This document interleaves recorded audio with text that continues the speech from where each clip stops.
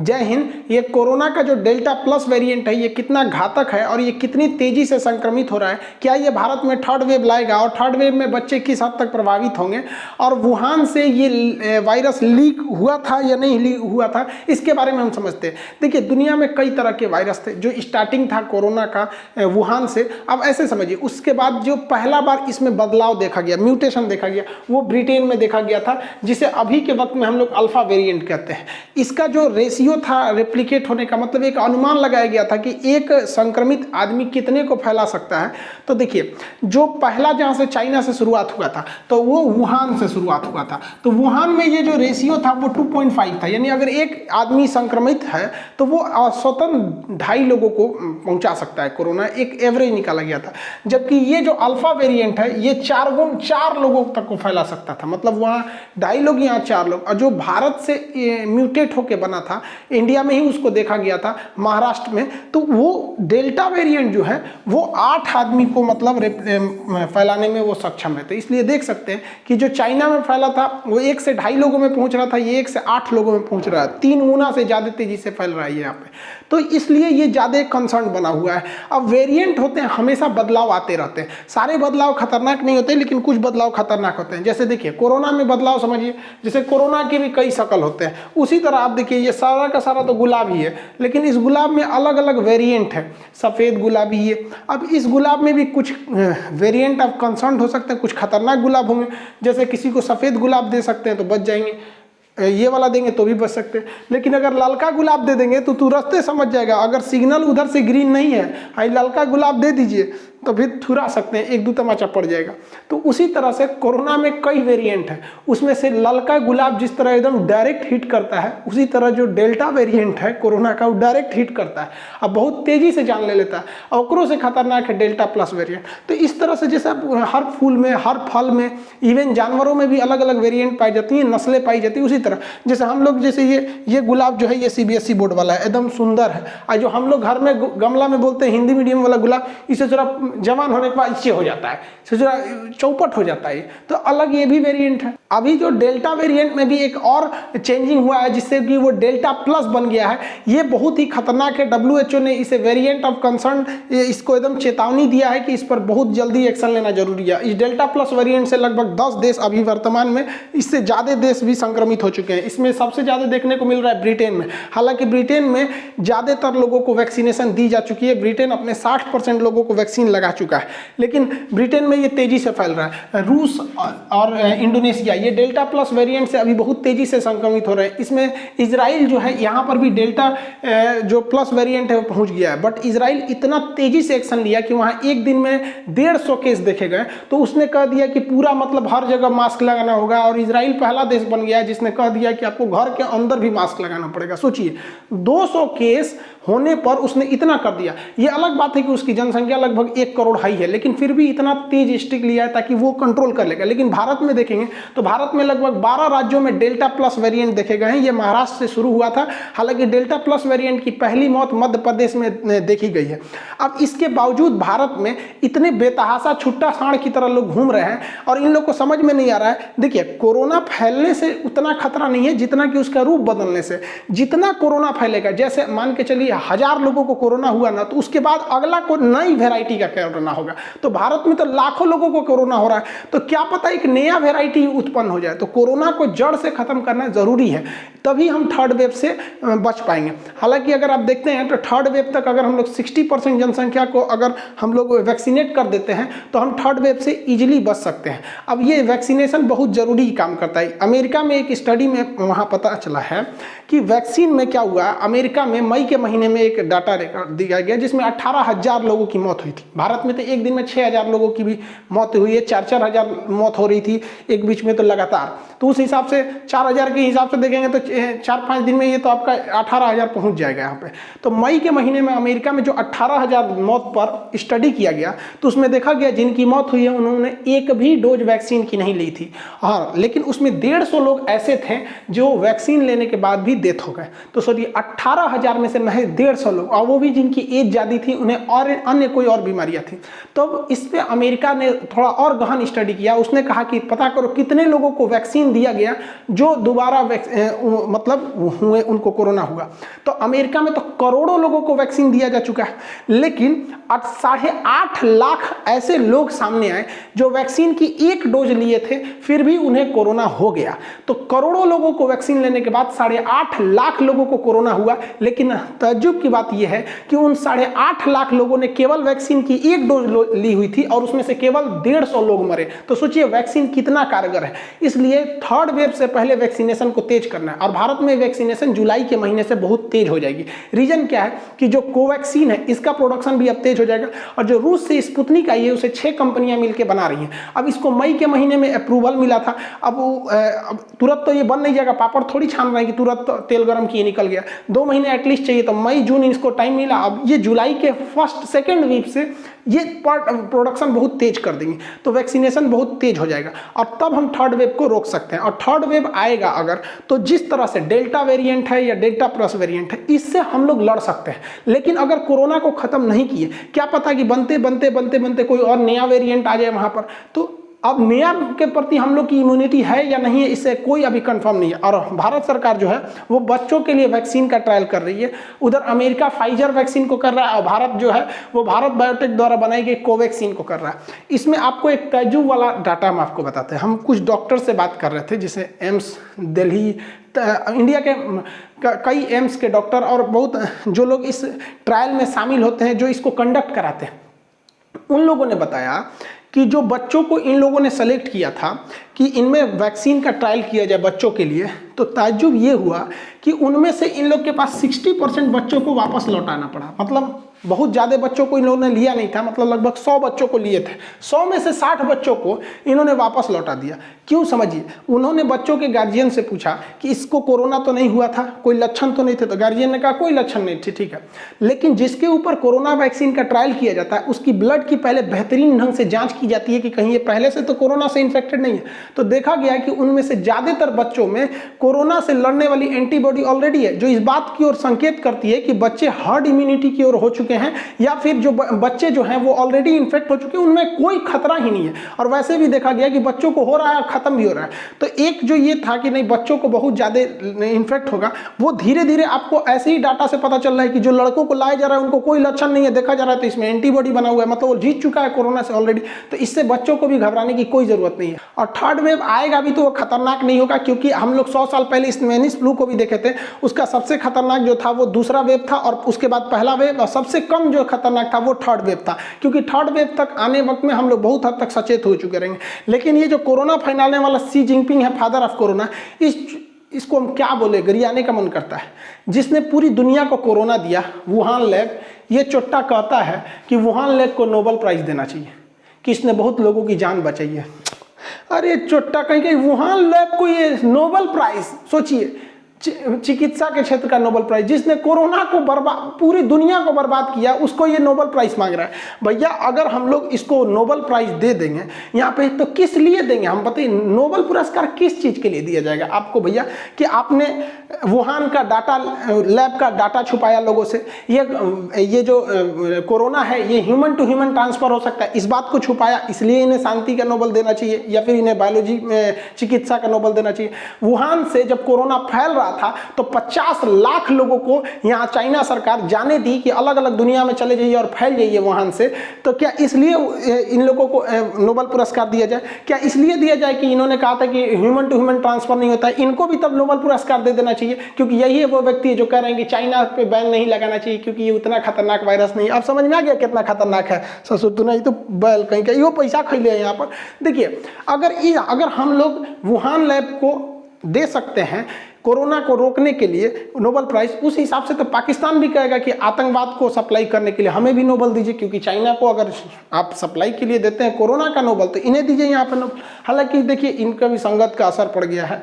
इसका इमरान खान का भी आँख अब छोटा छोटा हो गया है। देखिए आंखें बहुत छोटी लग रही है, चाइनीजों के साथ रहने से छोटा लग रहा है। क्या चल रहा है आप दोनों में, आँख ये क्या छोट हो गया है? तो भैया अगर ये इनको नोबल मिलेंगे तो कल को ये जो पगला डोमिनोज का बर्गर है, ये क्या नाम है, किम जोंग, उत्तरी कोरिया का, ये भी कहेगा तब तो पूरी दुनिया में डेमोक्रेसी का सबसे अच्छा हम है, हम ही को नोबल पुरस्कार दीजिए। ऐसा नोबल नहीं देना चाहिए, बल्कि शांति का जो नोबल ओस्लो से दिया जाता है, इस बार शांति के क्षेत्र में नोबल उस देश को देना चाहिए जिस देश में सबसे ज्यादा लोगों ने अपनी जान गंवाई है।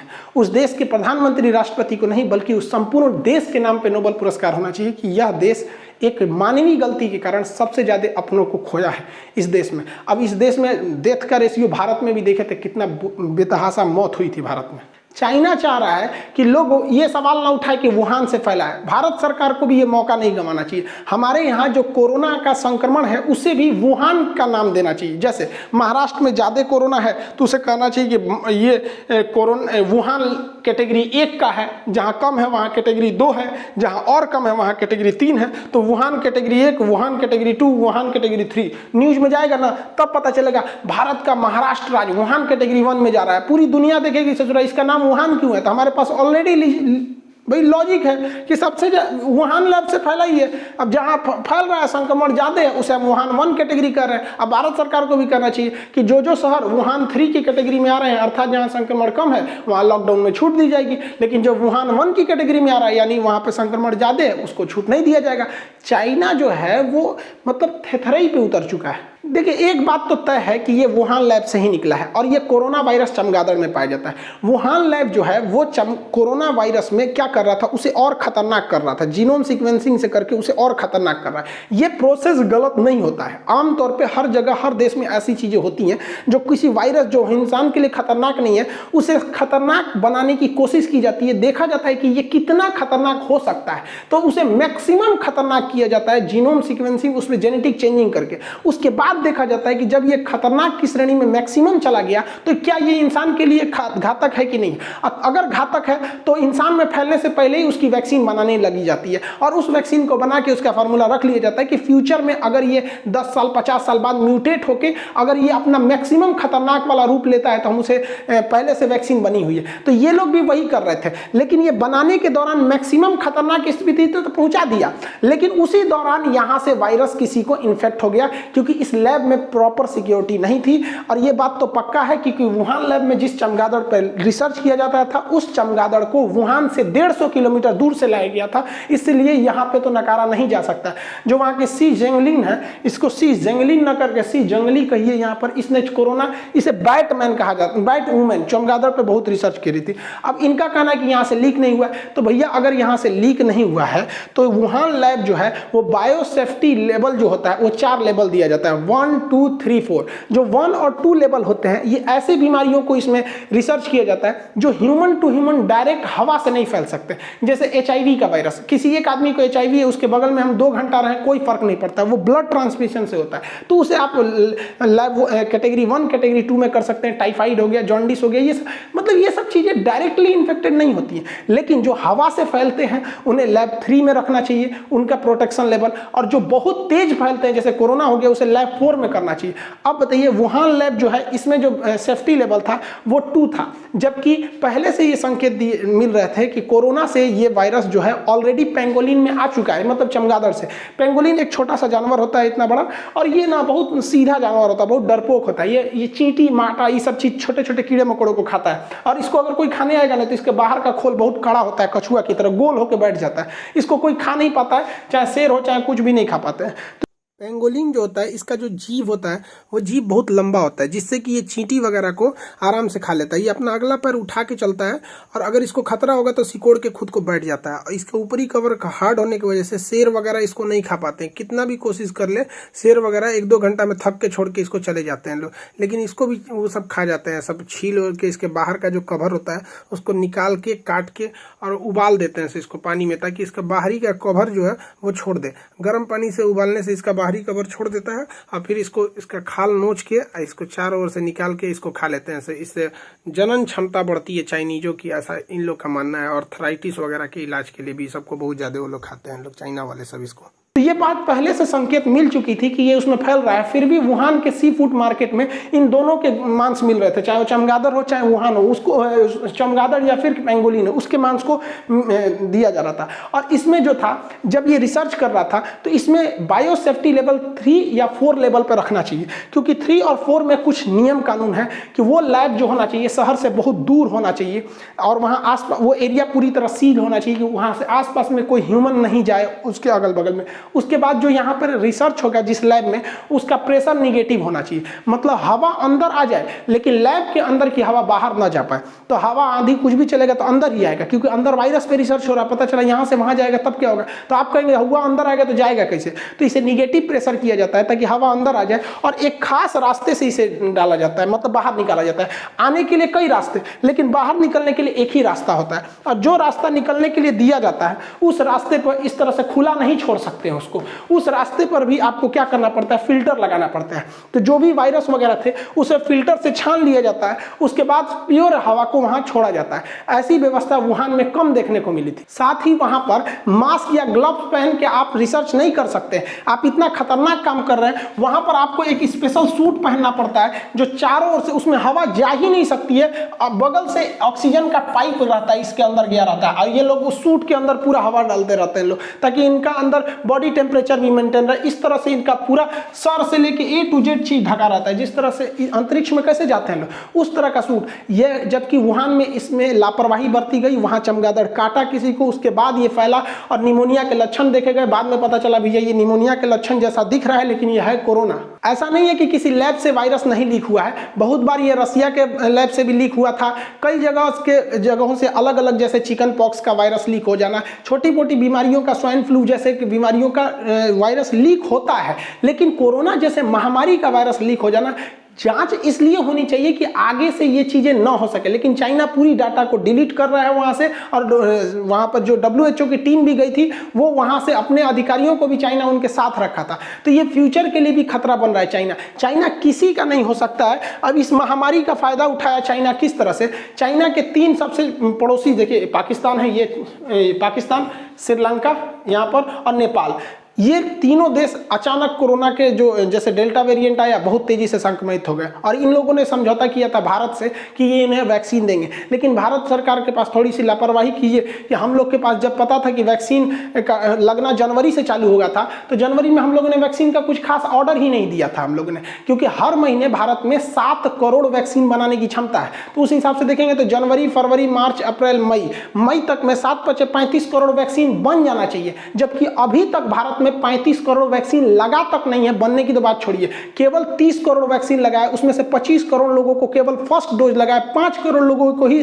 मतलब दोनों डोज लग चुके हैं। तो जनवरी से ही हम लोग अगर तैयार रहते तो ना हम सेकेंड वेव देख पाते और अच्छा खासा पैसा कमा लेते हम लोग। चाइना ने इसी का फायदा उठाया, इन लोगों के पास मजबूरी थी, भारत वैक्सीन देने में हाथ खड़ा कर लिया कि भैया हमारे यहाँ खुद के लोग मर रहे हैं। तो चाइना की जो वैक्सीन है सिनोवैक्स, जो हजमोला की कैटेगरी में आती है, इस वैक्सीन को चाइना $5 में बेचता है। $5 बोले तो मतलब मोटा मोटी 400 रुपए। तो 400 रुपए के आसपास में ये एक वैक्सीन को बेचता है, इसमें उसका प्रॉफिट शामिल है। लेकिन जब उसने देखा कि श्रीलंका फंस चुका, नेपाल फंस चुका है, श्रीलंका फंस चुका है, पाकिस्तान फंस चुका है, और ये लोग इनके इतने गरीब देश हैं कि इन लोग के पास मतलब चाइना की जाल में ऐसे फंसे हैं कि इन लोग को कुछ नहीं कहा जा सकता है। तो चाइना ने इन लोगों को क्या कहा, $15 में बेच दिया एक वैक्सीन। $15 में, सोचिए प्रॉफिट सहित इसका प्राइस था $5, अब बेचा कितना में, $15। अभी आप टेंशन नहीं लीजिए, समझिए अभी पूरा कहानी समझिए, यानी $10 एक वैक्सीन पर $10 इसने एक्स्ट्रा कमाया। अब ये लोग ऐसा तो नहीं है वैक्सीन 1-2 ठो लेंगे, अब इन लोग की जनसंख्या है बहुत ज़्यादा यहाँ पर, तो ये लोग वैक्सीन भी मंगाए थे लोग करोड़ों की संख्या में। और पाकिस्तान को तो पता है कि भैया हमारे पास जो जनसंख्या है दूसरा देश में तो वैक्सीन ले नहीं सकते हैं, तो दोनों डोज के हिसाब से 10 करोड़ वैक्सीन इसने दिया, किसी को 5 करोड़, किसी को 10 करोड़। पाकिस्तान को इसने थमा दिया 10 करोड़ वैक्सीन, एक वैक्सीन पर $10 एक्स्ट्रा लिया है। तो देखिए $10 को रुपया में बदलने के लिए 72 से गुणा कर देते हैं, और कितना वैक्सीन लिया गया, 10 करोड़। ससुरा 72 अरब रुपया कमा दिया चाइना, किससे, पाकिस्तान से। वो बेचारा अपने कर्जा में डूब रहा है, उसको कोरोना फैलाया, आधा लोग को मार डाला उसमें, उसके वैक्सीन बेच के कमा रहा है। नेपाल को भी यही हाल किया, श्रीलंका को भी यही हाल किया, और इन लोगों ने हल्ला कर दिया कि ससुरा $15 में बेच रहा तो घुसियाइयो गया। अब लोगों को समझ में आ रहा है कि चाइना ससुरा किसी का नहीं है। भारत यहाँ तक में वैक्सीन जितने लोगों को अब तक दिया, ज़्यादातर देशों को वैक्सीन भारत ने फ्री में दिया, लेकिन हमारी लापरवाही थी, और ये लापरवाही नहीं, घोर लापरवाही थी। जब हमारा फर्स्ट फेज का डाटा आ चुका था, सेकेंड फेज का डाटा अच्छा था, थर्ड फेज के डाटा में भी साइंटिस्टों ने कह दिया था कि नहीं सक्सेस होगा, तो हम लोगों को नवंबर से ही वैक्सीन को बना के रेडी रखना चाहिए। अगर मान के चलते हैं कि वैक्सीन काम नहीं करती तो खूब से खूब 10-20 करोड़ की वैक्सीन खराब हो जाती है। वहाँ पे भारत सरकार अरबों खरबों की इकोनॉमी है, उसमें 10 करोड़, हम लोग सोच रहे 400 करोड़ रुपए दान दे देते हैं लोग, दूसरे देश में भूकंप वगैरह आता है, लेकिन वैक्सीन पे हम लोगों ने रिस्क नहीं लिया, जो बहुत भारी हम लोग को कीमत चुकानी पड़ी। मई के महीने में देखे किस तरह कोरोना ने तांडव मचाया, लेकिन हाँ जुलाई से वैक्सीनेशन तेज हो जाएगा, और कोरोना से बचने का तो भैया एक ही रास्ता है, वैक्सीन लगवाइए, नहीं तो ऊपर जाइए। आई होप समझ गए होंगे आप लोग। मिलेंगे नेक्स्ट क्लास में। जय हिंद।